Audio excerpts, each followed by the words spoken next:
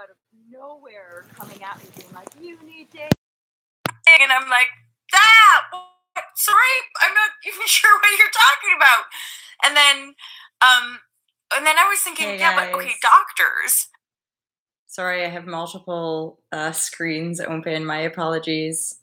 So, good morning. How are you? It's MJ from Alta Love. I wanted to talk today about present moment now. Now is always where our choice is. Now is always where our presence is, and now is always where our power is. And how easily it eludes us. Some of you know on my spiritual journey or my awakening journey or just my empowerment journey, again, it really doesn't matter the words.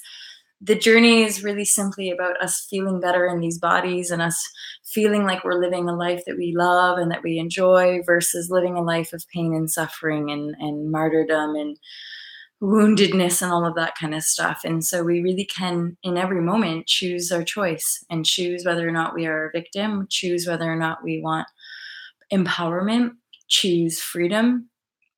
And I guess the discipline is the fact that, like, that is where our meditation and our yoga practices, they help us be more present, so that the more present we are, the better we are at choosing our desires. In any given moment, we can choose joy or we can choose pain. In any given moment, we can, because here's the thing, even when we're in emotional pain or in physical pain, we can choose to be aware of it, not to be attached to it, not to become it or to identify with it as pain, like I am pain, but rather, ooh, look, my consciousness is having an experience of pain.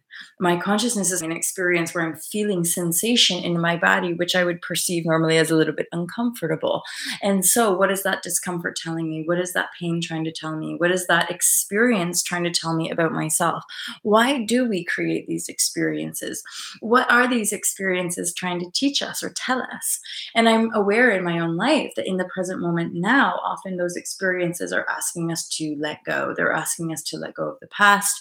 They're asking us to let go of the burden. They're asking us to let go of that which doesn't serve us. And we don't know until we know, because we're always sort of manifesting. So the physical is always like a little bit out beyond what's happening inside, right? Yeah, exactly. Hidden observer. Just notice it and let it go, and notice it and let it go. And it's the simplicity, I think, of something like meditation, which often eludes us because we're so indoctrinated to be complicated, because we're so mental, right? We're so not present that. And because we take on so much burden because we think we have to figure it out, which immediately starts to limit us, because there's no way as the individual self could we work it all out. There's no way as the individual self could we plan it all out. And if anything, when we think that way, you can see how it limits us, how it keeps us stuck, how it keeps us dense, how it keeps us locked into our patterns, right? So our real freedom comes from dying to the illusion. And that's like Shavasana. That's the ultimate teaching in a yoga practice, is to die, rest in peace, die to the illusion of the external and be the choice maker in the here now. And that's what Shavasana helps us practice. Is any given moment, I can drop into relaxation state. I can drop into Shavasana. I can drop into dying to the illusion, right? Which is, some people don't, that is so powerful that people want to go, no, you can't be peaceful. That's like choosing in the now. I can choose any moment to walk away from something, to distance myself, to separate from something, to go within. And people might spin out. People might say, you can't do that. People might say, how dare you? They might say, no, you're going to stay here and you're going to work it out. And you're just going, no,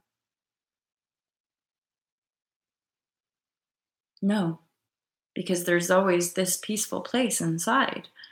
And it's so valuable that once you really kind of hook into the value of your own peaceful heart space, you're never going to go back to letting someone tell you what you're feeling, or to you coming out of this in order to fix another human being, right? Because as long as we're seeing something that needs fixing, we're still denying our own responsibility on some level. Now, it's not to say that we're not aware, and it's not to say that we don't take action, inspired action, when we're called to do so, right?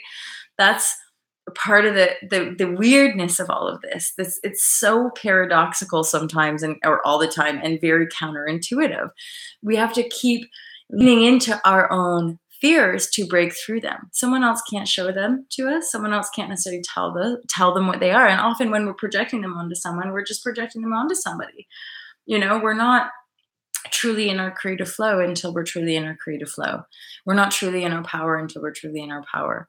And no one else can tell us what that is or what that looks like. And so often is the case that when we might feel like we're in our power, someone else might say, you're a horrible human being, or you're this or you're that, and that, I gotta say, sweet liberation. It's true. Liberation is sweet and freedom is wonderful.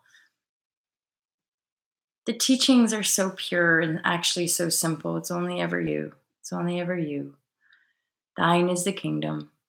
We are all living in the kingdom of our own choosing, and always in the presence of now. There's peace, there's joy, there's love, there's benevolence, there's this like infinite abundant yoking that's just never ending, right? And yet it's so easy for us to just get a little bit caught up in all of the world stuff. And even in that, it's okay. It's good to get caught up in it. It's good to make mistakes, and then in that mistake almost be like, oh yeah, I am also a spirit, and I'm also this energy, and so I can get a little caught up in this and this and this and this, and then I can always come back. And that's excuse me, that's why our meditation is so powerful. That's why our relaxation is so powerful, because it really is, to me anyway, it's the antidote. It's the antidote to the insanity of just this going round and round and round in loops that destroy us and destroy the mind disconnected from the heart is destroying its host. Once we connect mind to heart, we can let go of all the burden and just be the presence of our true divine self, which it's just undeniable, but it's always in flux. But the clarity it brings with your interactions is what continues to usher your momentum and moving into higher consciousness, because other people won't necessarily understand our journeys. And it's not for us to figure out others' journey. It's only in self, right? But how people, as we continue the self inquiry and the self deepening, how other people respond and react and flow around us, that might shapeshift and change. But again, because we're not attached to the external, we can always see the external reflecting back to us our inner vibrational knowing. Certainly in retrospect, which is why we look back over cycles and phases to help us see, now I see why I did that. Now I see how that manifested. Now I recognize that was a true vibrational right? So self-study and inquiry in retrospect is like how we understand manifestation. But it's important that we don't hook into the linearity or the logic of it, because so often we can head into a new cycle thinking, well, last time it looked like this, so I'm assuming it's going to look exactly the same. And we almost start to pin it down again, rather than present moment now. And now.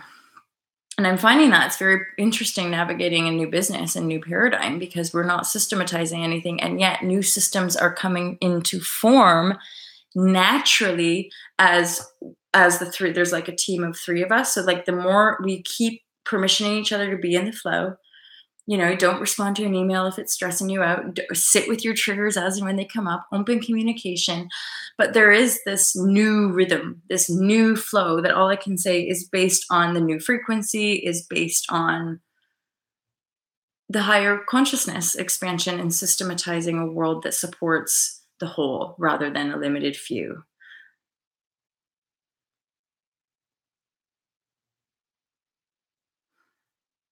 So we got this. I don't know if you guys are noticing this as well with acceleration, but yeah, just the kind of the specificity of everything, and not being able to plan.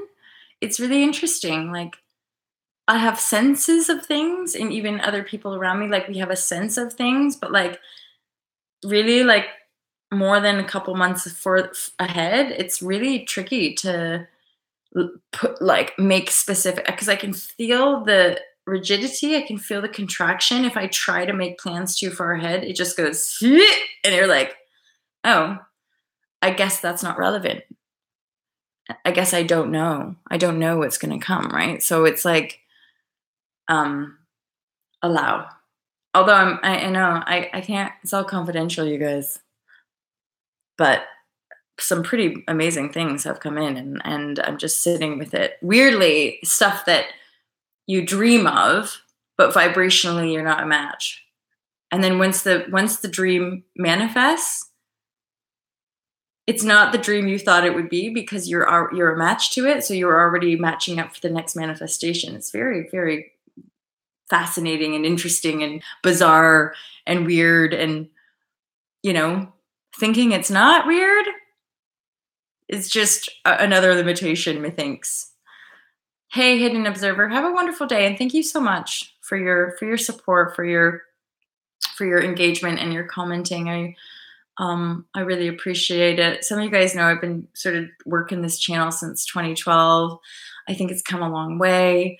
So it's really nice after 6 years of making these videos and doing this to have people to share it with. Because obviously there were years and years where I just was making videos and putting them out and having very little engagement. And now there's like a couple of you usually hanging out with me when I go live and commenting on my videos. So I'm just like super humbled and appreciate it, and hope that I can just continue to show up for you guys and just offer love and kind of clarity on your journey, and know that even in the shitty days, there's somebody in the world that like will love and accept you even when you're in the poop.